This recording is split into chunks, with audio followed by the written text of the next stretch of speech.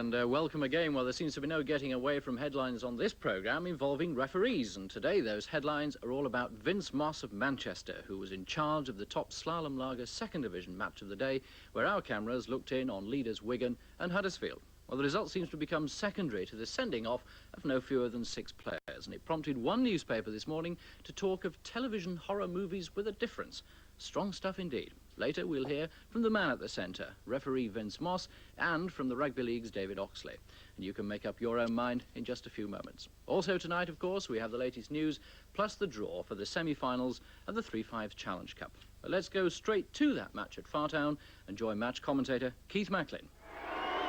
Well, Huddersfield have slipped a little from their glory days, but they're challenging for a return to the top division in 5th place with 26 points. They've won 13 of their 20 Division 2 games after winning the first 5 in a row, and they've lost 2 games at Fartown to Whitehaven and Blackpool Borough.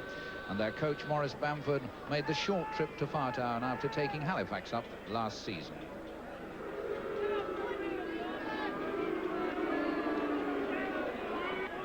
Wigan are top of Division 2. They look certain for a quick return to the high division after being relegated for the first time in their history. A bitter experience last season. They have 34 points from 21 matches. They've won 16, lost 3 and drawn 2.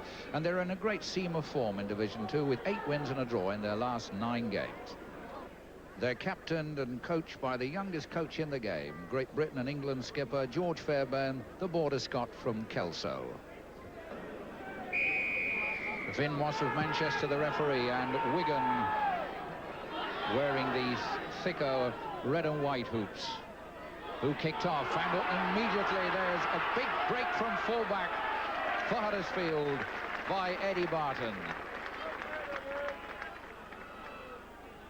Huddersfield, that's Trevor Leafley. So far a fine afternoon. The pitch a little heavy, but in reasonably good condition considering all the rain, and it's certainly pretty fine at the moment. Huddersfield in possession. That was Jimmy Johnson.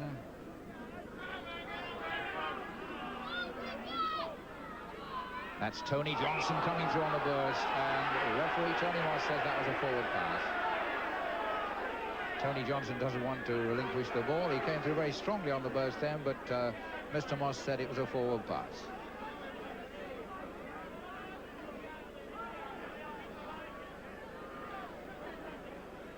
Gary Stevens, the Great Britain scrum half who came from Castleford for £30,000 to Wigan. He's feeding. And it's out quickly to Bolton, to Fairbairn linking up. Bolton again. O'Neill and Butler. That's Bowman, another Test player in the Wigan ranks. Eddie Bowman. Stevens moving it out. Alan Hopkinson, a Great Britain tourist.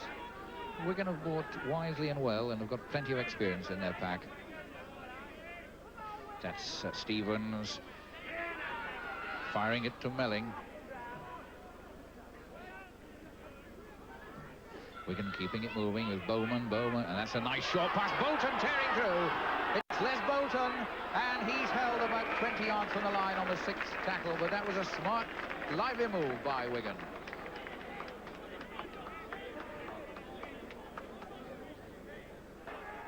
Strong attack by Wigan. They're very close to the line. And attempted to barge through it to play the ball. Huddersfield are going to have to defend powerfully to keep this attack out. That's Bowman reversing direction to the loose forward Pendlebury. Put out, there's not much room on that touchline for Butler, but still Wigan have possession. Still they're hammering at the Huddersfield line. That's O'Neill to Bowman, Bowman to Hodkinson. And it's the last of 6 tackles. This is Stevens with a little kick ahead and a trip alleged and the penalty awarded. Mr. Moss says that Stevens was tripped.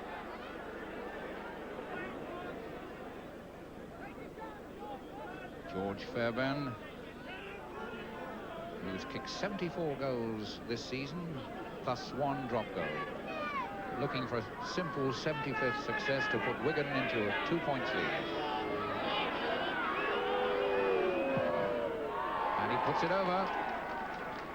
So that penalty from George Fairbairn puts Wigan into a 2-0 lead. A good encouragement for the side at the top of the table.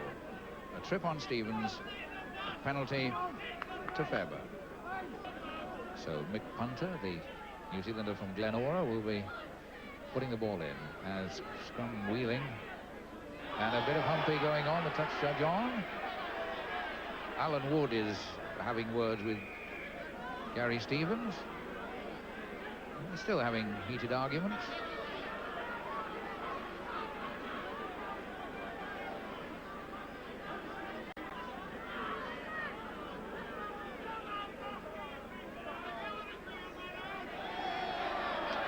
Well, Eddie Bowman appears to be going to get a talking to. And the consequence of all that is a penalty to Huddersfield, so it looks as if Eddie Bowman was the instigator of all that. Slater to kick for touch.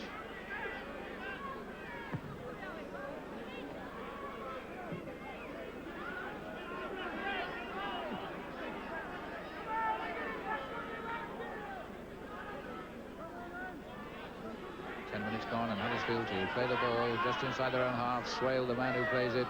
Halmshaw to Johnson, Tony Johnson, and he's broken one tackle, he's broken two. Good running by Tony Johnson. What a good, strong run by this young loose forward.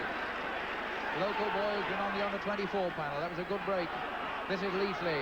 Not a lot of room on the touchline for the cramp, and he's lost the ball. I think he's trying to pass that rather unwisely, and Fairbairn runs into a three-man tackle.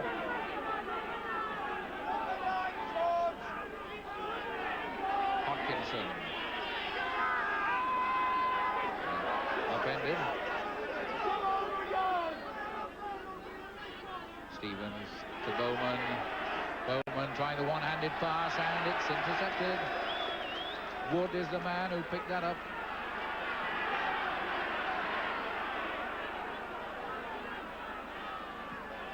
Clark getting it out to Halmshaw.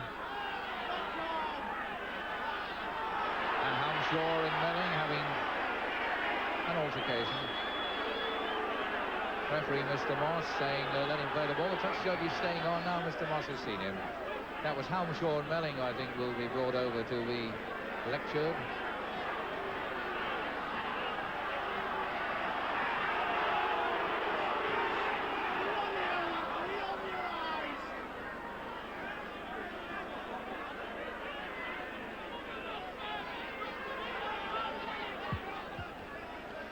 Well, that was Stan McHugh there, and I think he's having a bit of an altercation there, and tempers are framed just a little.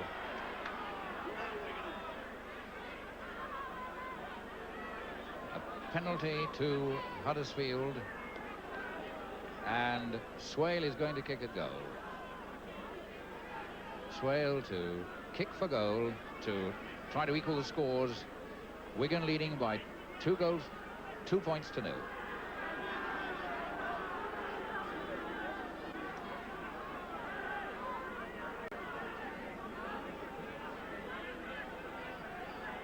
Huddersfield 0, Wigan 2, and a vital one this for Graham Swale. Both sides have been tackling hard. There haven't been opportunities to score tries.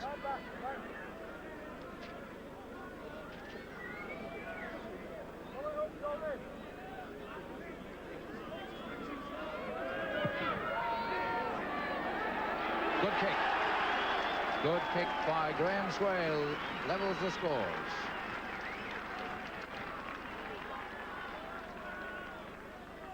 And that's his 44th goal of the season.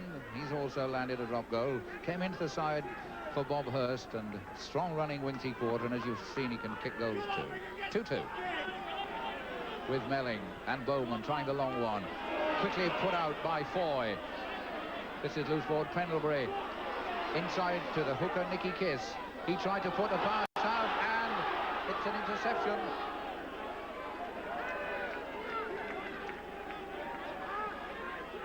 Glenn Knight was the man who picked that up. This is McHugh. The name Gordon gets the nickname Stan. McHugh playing the ball to Clark. Halmshaw. Two Johnsons in that. Tony Johnson riding a high tackle. And Stevens goes tearing in then. Well, Stevens losing his temper there, and must be a penalty.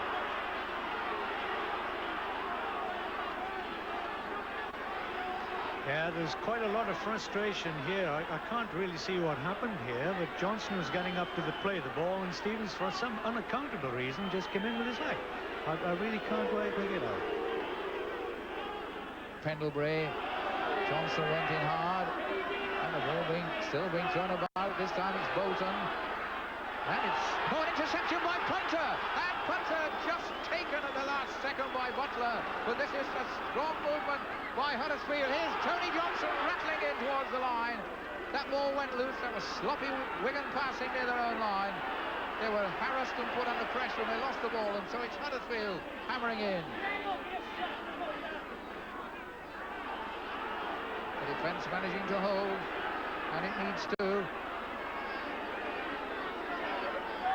Halmshaw sells a dummy, moves left. Short ball to Ward, inside to Jim Johnson. Still the Wigan tackling hold, but this is powerful stuff from Huddersfield.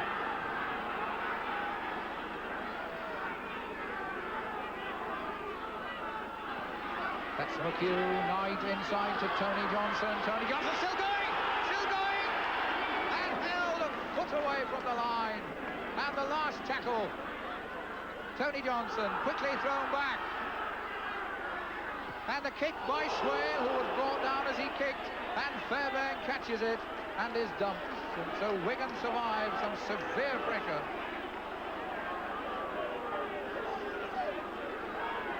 Kisses the acting half-back.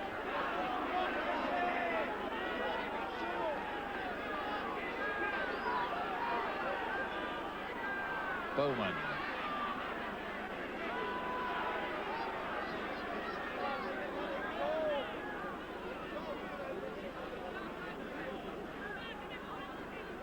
Stevens going to kick.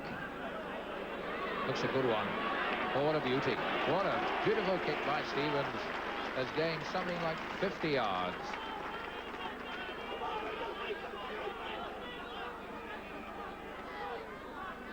George Fairbairn, the skipper.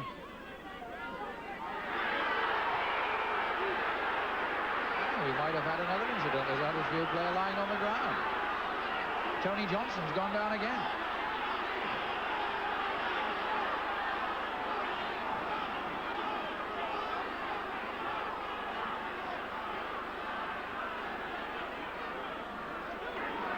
Punter's waiting for it. Punter goes to within 8 yards of the line, slides a few feet further. So Huddersfield attacking strongly. That's McHugh. And Halmshaw looking to someone to part with. Nobody was behind him on the inside then as Halmshaw looked for it. McHugh, Tony Johnson, always in the thick of it. The loose ball, getting out to Slater, who's over. A good try by Slater, made by Tony Johnson. Well, what a wait. The ball was passed out to Johnson, and what a game this lad is having. Tremendous game. He slips the ball out, and here's Slater right up there alongside him, diving over for a brilliant try. Ian Slater came to Huddersfield via Bradford Northern and Leeds. Beautifully taken try, and that's his 15th try of the season.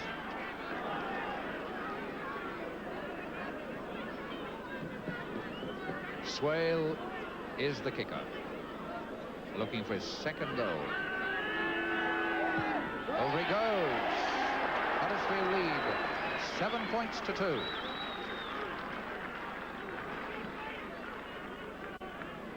Graham Smith's second goal, 45th of the season.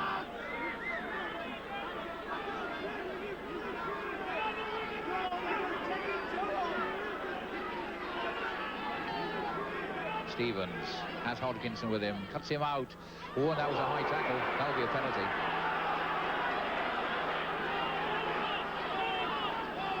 Pendlebury the victim. Yes, this is the type of tackle that we must stamp out in rugby league, but it was only a sort of an impulsive thing. Just the arm out and turned a somersault.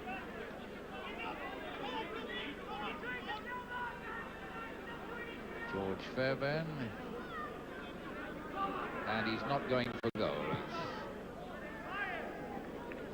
Curving kick into touch. It's Wigan are within 15 yards of the Huddersfield line. And Kiss is the man who will play the ball. Hodkinson going forward. No one up with Hodkinson. He decided to part with the ball. But now the Wigan are coming up in force. And an attempted break from the play the ball. So Wigan 5 yards from the line. Sleight of hand by Bowman to O'Neill. And a penalty.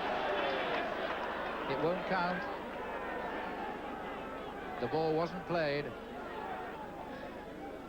Yes, he's running into this tackle now. He's getting up to play the ball. And he decides to play it to himself, but of course it was definitely illegal.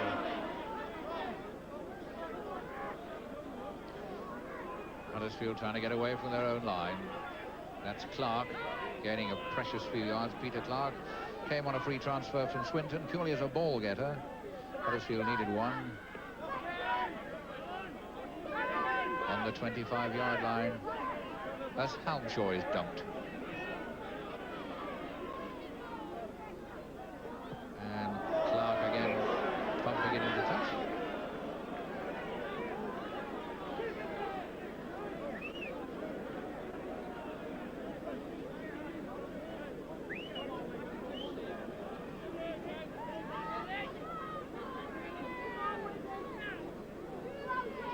Punter putting it in, the scrum wheeling, and not very satisfactory. Had the ball come out, it doesn't matter if the scrum wheels if the ball comes out cleanly, but it just didn't come out, and the scrum wheel right round.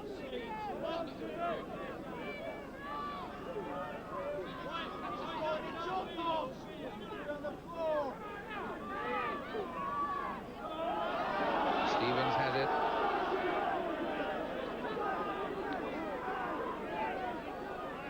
So Wigan have it with Bolton. Nice move involving Butler. Butler trying to crash through the middle, gets the ball out beautifully. And referee Vinnie Moss can't stop number 4, Martin Foy, going in for a try. Beautiful move. Referee Vince Moss almost got in the way of Foy, but he pushed him on one side and went over. Yes, this was a lovely move. As who is that? That's not Les Bolton. Yes, he's going straight through the centre, passes out, and Foy goes straight through to the line, handing off few players on the way and straight over. George Fairbairn with a kick. It's 7-5. A successful kick now would make it 7-7. Beautiful try. Bolton, Butler and Foy for Wigan. 10 minutes of the first half remaining. And 2 tries, 1 to each side, and if George Fairbairn kicks his second goal, we're level pegging again at 7-all.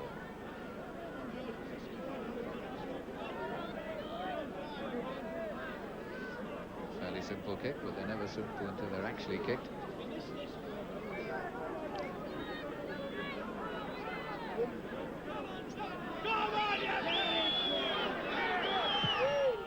Over it goes, 7-all.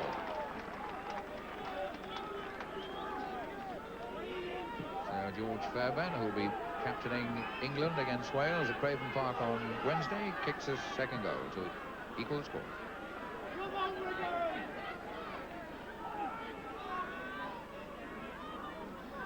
Yes, he's striking this ball very well today, George Fairbairn, and he plants it right between the posts. Jim Johnson pushing off Gary Stevens, but not the bigger man. And Bolton looking as if he might have thought of putting a boot in there. He didn't. Mr. Moss was there. McHugh tonight. Whoa, head high tackle again. Johnson whacked down. Well, this Bolton is this lad Johnson is coming in for some stick today with some high tackle.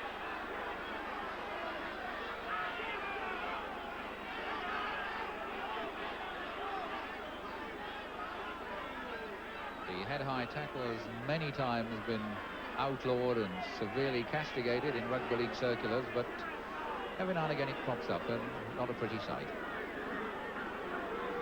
It's given Graham Swale a chance to put Huddersfield in the lead again with a straight but long penalty, about 35 yards.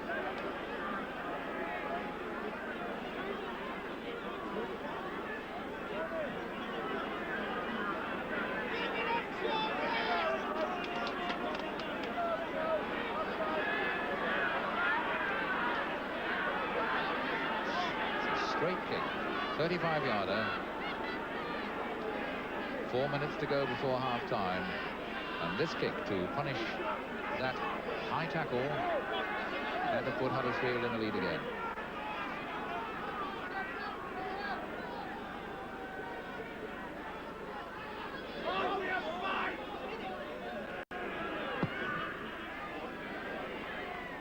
Yes, off the inside of the upright.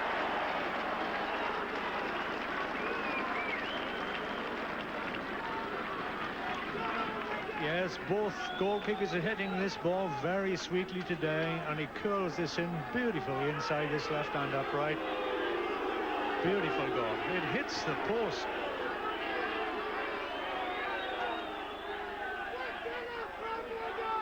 Huddersfield 9, Wigan 7. A game full of incident, full of movement. The incident not always of the most attractive, but it's certainly there. 9-7 Huddersfield lead. A game that Maurice Bamford has told the Huddersfield players they've got to win to stay firmly in this promotion race. Wigan, of course, likely to go up even if they lose today, but they want the winning points and the winning bonus. Clark and Slater.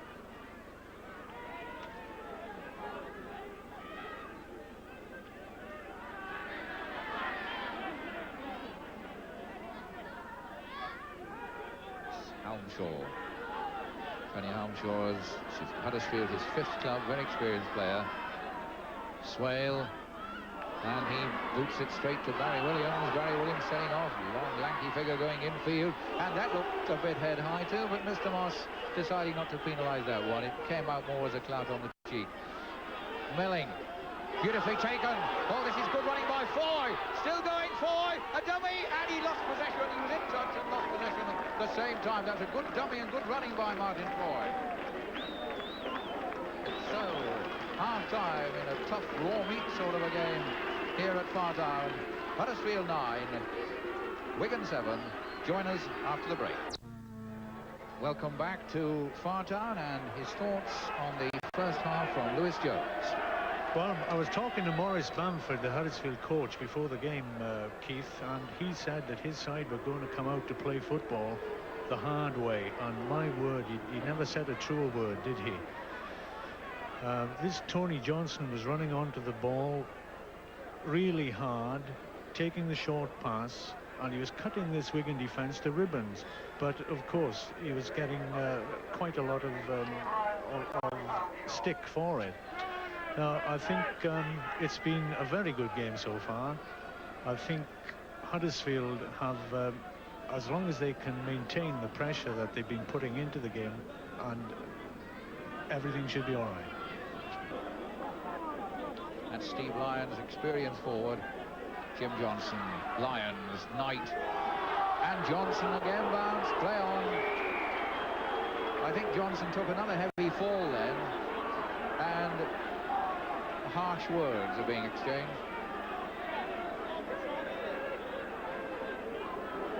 A little unlucky there, Tony Johnson, because it wasn't really his ball. It bounced off a support player to him, and he got a crack at the same time. A wave to the timekeepers to start the clock again, and Wigan come away with Stevens. Bolton, Stevens, Bowman, and they're having it again. They're about of fisticuffs. There has been a lot of ill feeling this afternoon, and private wars are starting here and there.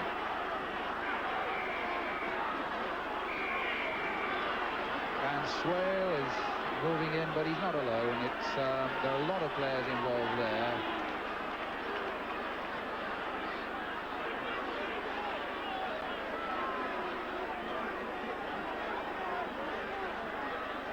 I really don't know what happened there, because we were following the ball, and right over on the far side of your screen you can see them getting stuck into each other, and not only Yes, and it's still carrying on. There seem to be two separate fights where everybody is scrapping with each other now. Mr. Moss talking to both his touch judges to find out how that started and who to make an example of. It must be hard since half the complement of both sides appear to be involved in that. Feelings running high this afternoon because this is a very vital promotion game, a real four-pointer. Graham Swale is being told to go away by Mr. Moss while he deliberates. And a conference with the touch judges to try and find out who started it all. It need the wisdom of Solomon to work that out.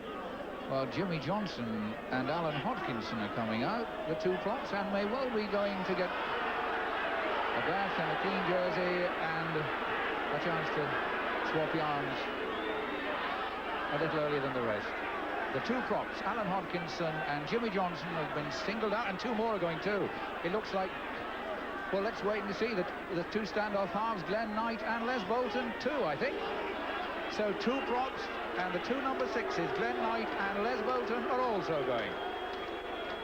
So we have 11-a-side rugby at Fartown, and presumably Mr. Moss is now finished.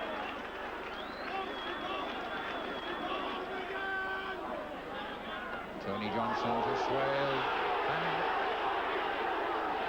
Johnson is down again. Yes, I think the referee actually saw this tackle and did nothing about it. Huddersfield in possession. That's Slater getting it out to Barton. Barton driving for the line. Gets it out to Cramp. Peter Cramp, and he's tackled 10 yards, and it's the sixth tackle. Well, a bit of open football, a refreshing breath of fresh air. Second substitution for Huddersfield. Ian Hobson coming on, who went from Huddersfield to Lee and has come back again. Hobson is coming on. And I wonder if Johnson's going to be removed from the firing line.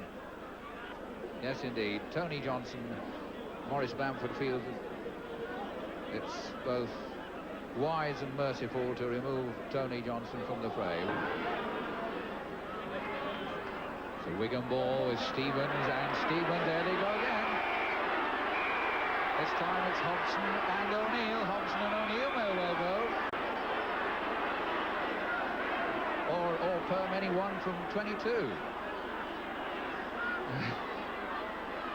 And yeah, two more are going. Let's see who he's sorted out this time. Let's wait. It's 14. Steve Lyons looks as if he may be taking the long walk to the dressing room. Now, has anyone else gone? Yes, Trevor. Well, if that's Trevor Leathley also. Oh, well, I really don't know what's turned round. I really don't know what's happening here. Well, it's Lyons and Kiss, the Wigan hooker. I thought Leathley was going. That's Nicky Kiss. But Trevor Leathley started walking to the dressing room. Well, what now? We're now down to 10-a-side. Hunter has it for Huddersfield.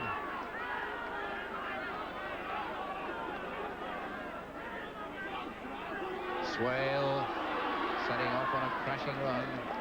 That's almost as far as the 25. McHugh. Hobson.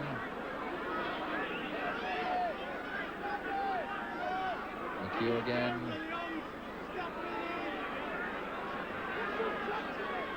Face the wall to himself. A few more yards. So Huddersfield moving forward inch by inch. Now Slater, lovely kick. That's a nice one. That's the way to do it. Instead of the forwards crashing a few yards, he gains 40 with a good long kick. Terry Hollingsworth is coming on for John Pendlebury for Wigan.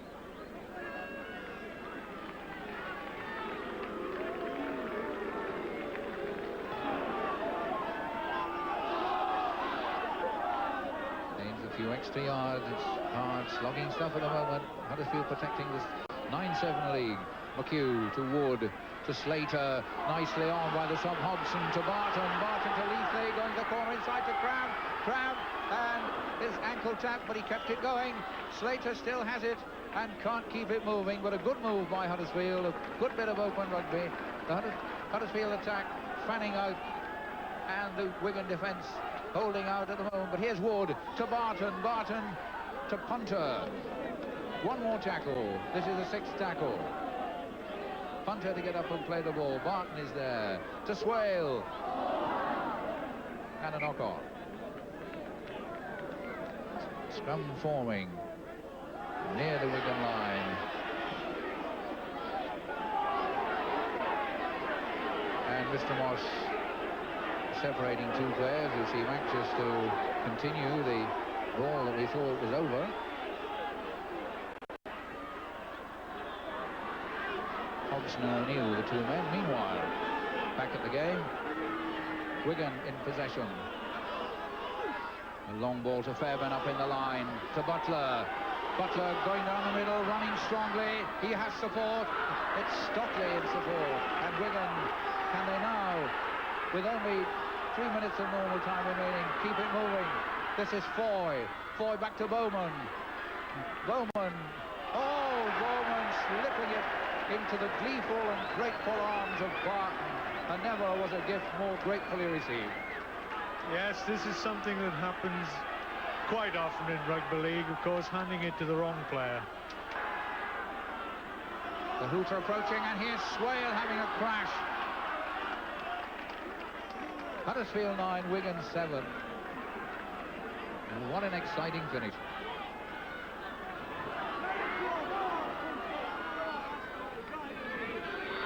There's the hooter. Huddersfield jumped for joy. Disappointment for Wigan. And I think it needs to be said that disappointment for those who love rugby league as a fast, open, clean and exciting game. We got the excitement, but not always for the right reasons. With those second half flare-ups resulting in 3 men from each side being sent off. The man who had that most painful job of sending men off to cool the game down, referee Vin Moss of Manchester. But at the end of the day, the scoreline will say Huddersfield 9, Wigan 7, 2 valuable points in the promotion race for Huddersfield. And we'll get the opinion and comments of Lewis Jones on that match. I feel a little bit out of place here, Keith. I think you want inter-round commentary from Henry Cooper or someone. As far as I could see, this second half when everything blew up, it was, well, I suppose you could call this a disgusting exhibition, but things had to boil over, I'm afraid, the way things were going.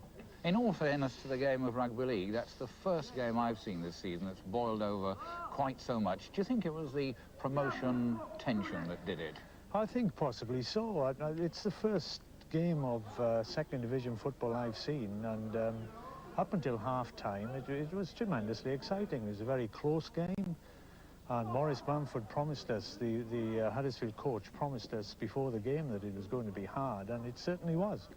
I think the more the game went on, and of course we had so many people sent off, and we were wondering whether it would eventually become a 7-a-side game in the end. And the more it went on, the more I think Huddersfield's chances were of maintaining their lead and winning the game. Ben Moss, you're bound to have your critics after this game. You will have your sympathisers who wouldn't change places with you in the middle for a goal clock. But why did you feel it necessary to send off 6 men in the second half? Well, the game started off being played very, very hard. One can expect this when you've got 2 teams vying for promotion, one at the top, the other one wanting to get the points. It was hard, it's a body contact game, and I felt that the first 20 minutes would be the critical point, and we seemed to get over that. Everything went all right up to half-time, and then suddenly in the second half, everything seemed to blow up. Well, yes, you said everything seemed to blow up, and the strange thing was that it went on off the ball, because we had action over on the near side nearest the camera, and then you can see it now on the monitor there. Here we have play, normal play, tough, hard, but in the background just appearing 2 separate fights. Now, how quickly were you in on that? Well, as you can see, I was right in on the spot. It had started off as a scrum, the ball had moved to this touchline. I was in position for the play of the ball, and then suddenly I saw the 2 number 8s fighting. I got in as quickly as I could. There's no point in me trying to get in amongst them, trying to part them, so I just stood back and started counting numbers, and then I suddenly saw out of the corner of my eye that there was another one going on a little bit further upfield, which seemed to have been a breakaway from the original one. And I had no hesitation and no other means but to send players off on that particular thing. Well, what can I say about it? Perhaps I should borrow the words of one journalist who this morning wrote, and I quote, that match was a disgusting catalogue of premeditated thuggery. David Oxley, would you agree with that? There are no easy matches in rugby league these days, and this was always going to be tense and tough, a lot at stake for both sides. So Vince was going to have a difficult job from the start. We can all be the best referees in the world with hindsight, but referees have to act on the instant. They'll work hard to keep control, keep players on the park where they can, but having done that, of course, they run the risk of the game erupting as this one did. You've sat and watched that with me. I mean, some of those tackles, or half tackles, or whatever they were, surely can't be excused. No, scenes you don't like to see on a rugby league field, especially when two sides like this can play such good football, and there were glimpses of good football. Referees don't get it all right all the time. They're the first to admit it. On the other hand, I've yet to see a referee throw a punch, aim a kick, or try to stick the nut in. Players under pressure do that, and when they do, referees and their touch judges must act decisively. Well, elsewhere in Division 2, York's win at Rochdale, coupled with Wigan's surprise defeat that we've just seen, puts the two clubs level top, though York are still 2 games in hand and Huddersfield stay in in 5th place. At the bottom, defeat for Huyton, Blackpool and Doncaster means that they all slip further away from the rest of the pack. On to Division 2, and on to Division 1, I should say, and Warrington, after their fine Saturday Cup win, found extra reserves of strength to beat struggling Halifax and go back to the top, except they were without their top kicker, Steve Hesford. Bradford Northern, they moved into 3rd place, beating Castleford, who are now 4th, scoring 4 tries, but the whole of the match only produced 1 goal. The Hull Kingston Rovers scrum half, Paul Harkin, is out of Wednesday's England team to play Wales because of a shoulder injury, and his place now goes to Salford's Steve Nash. Well, Carlisle United, who are struggling on low gates in the 3rd division of the Football League, decide tonight whether they want to join the Rugby League next season, and Charlton, currently at the top of the 3rd division, are also likely to apply. Well, now here with tonight's 3-5s Cup draw is Keith Macklin. 3-5 Challenge Cup semi-finals, St Helens versus Hull Kingston Rovers, 4th of April at Headingley, and a great local derby again, Warrington versus Widnes, 28th of March at Central Park, Wigan. 2 hard, tight ties, 2 unpredictable scorelines. And there we leave it for this week. Next Monday at 10:30 we'll have the highlights of the game between Hull and St Helens. Now that the dust is settling on that stormy Huddersfield-Wigan affair yesterday, let's leave the final word, or should I say gesture, with Huddersfield's Ian Hobson, who seemed to sum it all up as he left the field, part of a winning side, 1 step closer to promotion. Good night.